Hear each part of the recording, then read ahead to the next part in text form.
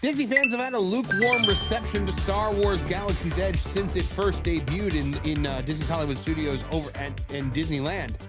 But what we have seen is a lot of affection given to Rise of the Resistance and not nearly as much enthusiasm for the other major attraction, Millennium Falcon Smuggler's Run. Now, even the incoming CEO, the man who has headed up the parks for years, is admitting that guests don't love Millennium Falcon Smuggler's Run. We're going to talk about it here today on That Park Place. All right, guys, Josh DiMauro was talking about this article from thatparkplace.com written by Cham Lee. Disney Experiences Chair and soon-to-be CEO Josh DiMauro has acknowledged that not enough guests love Millennium Falcon Smuggler's Run. While the ride typically draws strong attendance and positive reactions, some visitors do not feel a deep emotional connection to it. DiMauro made the remark during a design review observed by a Harvard Business Review contributor, where he used the phrase, "Guests like it, but they don't love it," to describe the ride's impact on park visitors. DiMauro weighed in on an update coming soon for the ride, launching May 22nd with the theatrical release of the Mandalorian and Grogu movie. Smuggler's Run, a simulator ride located in Galaxy's Edge at Disneyland in California and Disney's Hollywood Studios in Florida, opened in 2019 and has remained an element of those lands ever since. The attraction assigns 6 riders to roles aboard the Millennium Falcon, 2 pilots, 2 gunners, and 2 engineers, each with tasks related to completing a smuggling mission. DiMauro's comments reflect an internal assessment that conventional measures of success, such as wait times and ride capacity, do not fully capture the emotional responses Disney seeks to evoke in guests. The ride's consistent wait times and attendance show it remains operationally successful, yet leadership believes that deeper emotional engagement is necessary for fostering long-term guest loyalty. Now, during the design conversations, DiMauro and Imagineering personnel discuss how the role assignments affect the guest experience. Pilots have direct operational control steering the craft and affecting mission outcomes, while gunners and engineers, by contrast, perform supportive actions with less influence on the narrative. DiMauro suggested that uneven distribution of influence might limit how strongly some guests connect with the experience. Despite long waits, guests get a 1/3 chance to get a pivotal role in the mission flying for the plan. That distinction between liking the attraction and loving it, I completely just lost my place because this thing jumped. Sorry. Between liking the attraction and truly loving it has become a focal point for Disney's creative leaders. We are getting a Mandalorian and Grogu update. The new mission will be aligned with the Mando and Grogu movie scheduled for May 22nd at both Disneyland and Hollywood Studios. The debut also coincides with the theatrical release, and the update will feature expanded roles for all riders and real-time visuals powered by upgraded hardware. Guys, Smuggler's Run. They say people like it, but don't love it. I would say that saying people like it is maybe a little a little exaggerated. We just did that not too long ago as a family. But I come from a different perspective and point of view. It's more ignorant. So I'm more or less watching the kids do it, and I'm not really sure if what's happening is supposed to be happening. So because I am coming in from an ignorant point of view, we enjoy it. The kids love it, but does it coincide with the film? I don't know. So, but it was fun. Yeah, it doesn't really coincide with any film, really, outside of maybe Solo, right? Hondo is a little-known character. I'm only seeing him just a few times in Clone Wars and Rebels. And so as soon as you're drawn into this attraction, you're kind of, you're in the unfamiliar. And it's kind of a shame, or, I mean, generally speaking anyway, I guess if you're a hardcore Star Wars fan, you might recognize who Honda is. But it's kind of a shame that this attraction doesn't evoke more of those kind of Star Wars feels, especially given that the Millennium Falcon is so iconic and everybody talks about how, oh wow, I got goosebumps the first time I saw it. Yes, that's true. But the from the outset, who's inviting you on? I mean, shouldn't it be Han? Shouldn't it be Chewbacca? Instead, we get Hondo Ohnaka. That's a little strange. Then you actually go into the actual simulator attraction, and while the technology is extremely impressive, I'm not going to take anything away from this. It is very impressive technology. It's unfortunately not as compelling and as I think the Imagineers intended. Again, this was during kind of the more interactive era of Imagineering. It's quite interesting, Marvin. Of the slate of new attractions coming to Walt Disney World that were announced at that last D23 Expo, none of them are interactive experiences. Very, very interesting. But with this, you know, I think Josh D'Amaro makes a point here where it's like, hey, look, unless you're the pilot, you're not really engaged with this story at all. I mean, if you're gunner, if you're engineer, fun too. Like I love being pilot on this ride. Oh yeah, it's actually a really fun time. And Marvin, I think you had the opportunity, the same as I did, where you got to go by yourself, right? That's kind of a cool experience too, because if you're like the, you know, left, I guess, pilot, you actually can hit the hyperspace on the other seat over there. I was really controlling it like that. Like I was leaning over. You're like in both sides, because I did that once because the kids were in the back. Oh, that's fantastic. My first time I ever rode Smuggler's Run, I was the right pilot. And that's the one that hits the light speed. And so I hear Hondo Ohnaka, and he's just like, right pilot, take it to light speed. It's the lever right there. I'm like, I know where it is, Hondo. Thank you. I'm aware of how to take the Millennium Falcon to light speed. Thank you. Yes, yes, I would imagine you did. But you know, if you're the pilot and if you're a solo pilot, it's actually pretty decent right there. You are on guardrails and so forth, but it's pretty decent. But even if you're pilot, though, Marvin, the problem with this attraction, which they intended for 5 different missions, is that it's only a single mission. So even if you are a pilot, it gets, you know, pretty, I don't want to say boring, but it's just, there's no variety whatsoever. Very strange with an interactive attraction. Also, too, there's no real competition between everybody like other interactive attractions. Take, for example, Buzz Lightyear, Space Ranger Spin, or Toy Story Midway Mania. You're competing with your family members right there, so everybody really gets engaged. Here, you're supposed to be cooperating and working together. It's actually one of the reasons why this attraction didn't make it out in Paris, because of the language barrier between the various guests that you know, board this attraction 6 at a time, so forth. So all of these things add up to problems in which, as Josh D'Amaro points out, guests didn't love the attraction. They just like it bad. Well, you know, let me tell you something. If you go on that and you have 2 5-year-olds who are the pilots because their parents don't understand what this ride is, and they're like, let the kids be the pilots, and you're like the engineer in the back, you don't like this ride after that. Thank God I was in the front on the left side. I told you I don't know too much, but I was in the front left. The kids were behind me, and I was like just doing both roles. But I have a question as an outsider, right? Because I'm not, you guys are the Star Wars experts. What would it take to revamp it so that it goes with the film? Would they have to redo the whole interior or just the screen? No, just the actual show. Kind of like how when they changed Star Tours. Okay.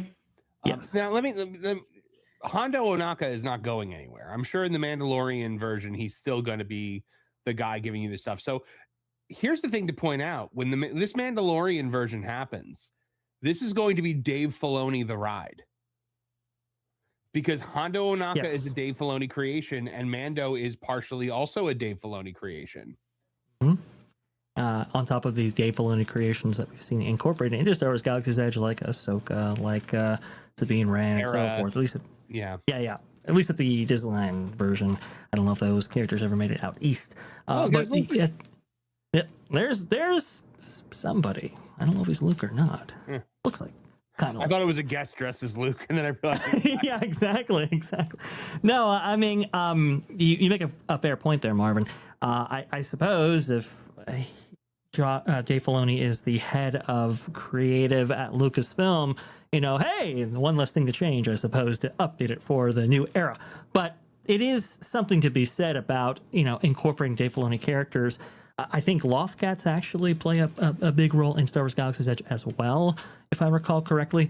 And so it is kind of shifting it into the Filoni verse a lot. And I don't know if that's necessarily the most compelling era of Star Wars. Perhaps, Erika, you have something to say about that. But I don't know if one new mission is going to do it. I know these are very complicated to program, a lot more complex than maybe the Imagineers were originally intending. I mean, new destinations, stuff that people can change. I don't know if this is necessarily going to be it, but what say you, Erika? I know the questions I want to ask, and who, I just can't.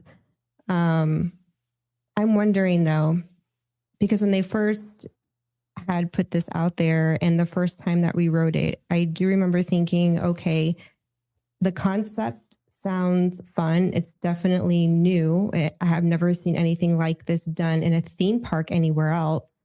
So I think they were on the right path in terms of thinking and creating something that's really outside of the box. I do want to give Imagineering, the old Imagineering, that much credit. Credit to them on really putting themselves out there and trying. But the one thing I did notice, like everyone else has already stated, is when you get into the cockpit, the best seats in the house or the best roles are the two front where you basically have pilot, co-pilot. And immediately I thought, well, could you imagine if you were two parents with about 3 kids or even 4, who's fighting over to be in the best seats? So there's one issue there on your vacation. And then having to get back in line for another 75-minute wait, just so your other kids could have a shot at being in the front. That's just not going to happen most of the time on a vacation. You're lucky to do one attraction per day and you're done. Then you go on to the next thing that you're going to do for your Disney vacation. So my question is, I'm starting to wonder if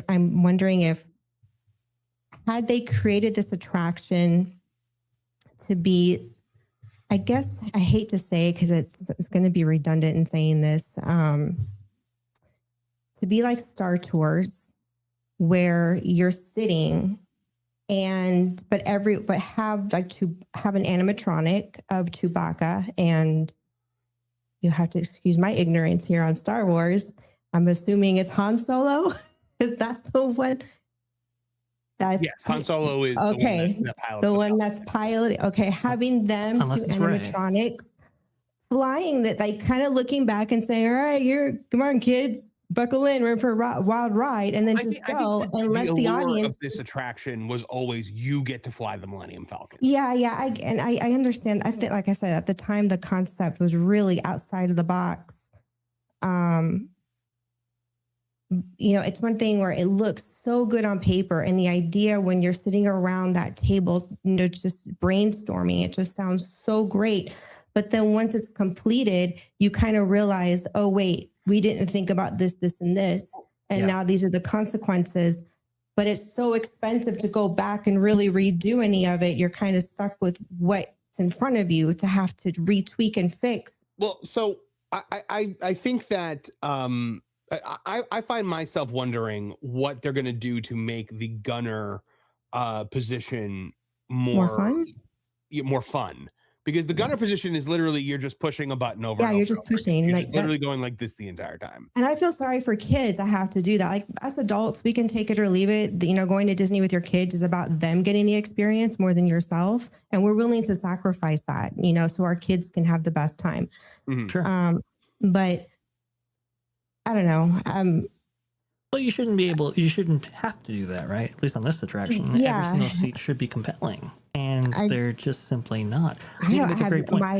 My brain creatively just is flatlining on what could they do to make all the positions equally entertaining and engaging without the complaints and the fighting. So I just wanted to give a little pro tip on this, because the cast members on this attraction are extremely accommodating. Not only is there a single rider line queue for the attraction, but if you're a large family, and they take note of that, you can do child swap, and you can also request, like, dad is going to go with the kids and then mom's going to stay behind with one kid.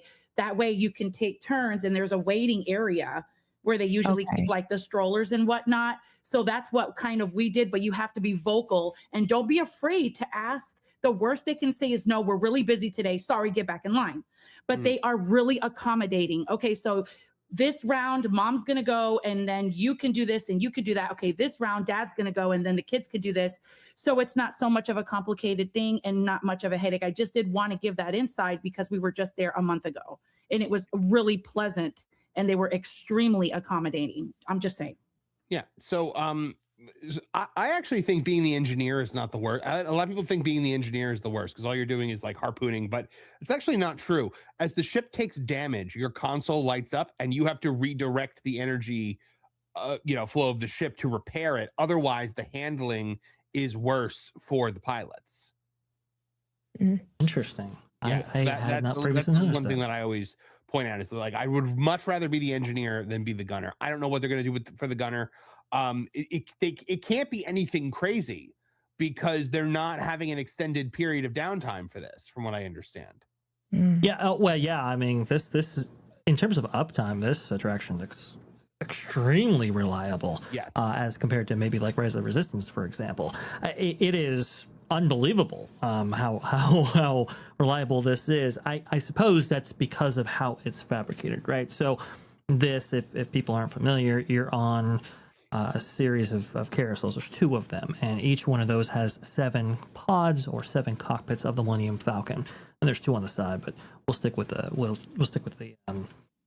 wait a minute. Is it 4 carousels? I think it's 4. Yes, it's 4 carousels. Sorry, Yeah, I do apologize. And 7 each. And so they can take a carousel down if they need to. They can also take individual pods down if they need to. So in terms of uptime, this ride is golden. In terms of efficiency, it's actually very efficient as well. That's what makes it so heartbreaking because, it shouldn't be this way, and yet it is. It should be something where it's a dream come true, and it's simply not. It simply has really never been outside of that kind of initial pilot seat right there. And then you kind of catch on pretty quickly what you can do, what you can't do. I also say this too about the pilot seat. It's one of those things where there's no feedback into like, oh, could I have piloted this differently, right, and gotten a higher score, or there's, I mean, obviously there's no tutorial, but there's nothing telling you like how you get the higher scores in any of those positions. I think that is maybe a flaw for the competitive anyway. But Erika's exactly right. It's better on paper than it is in practice, this attraction. Yep, absolutely. All right, guys. Well, we're going to see come May what's going to happen. But guys, there are 3 words that could make this attraction beloved by all. Bypass the compressor. Thanks for watching That Park Plays News. For more information, consider checking out www.thatparkplace.com. And don't forget to subscribe, share, like, and send this out on your favorite social media account.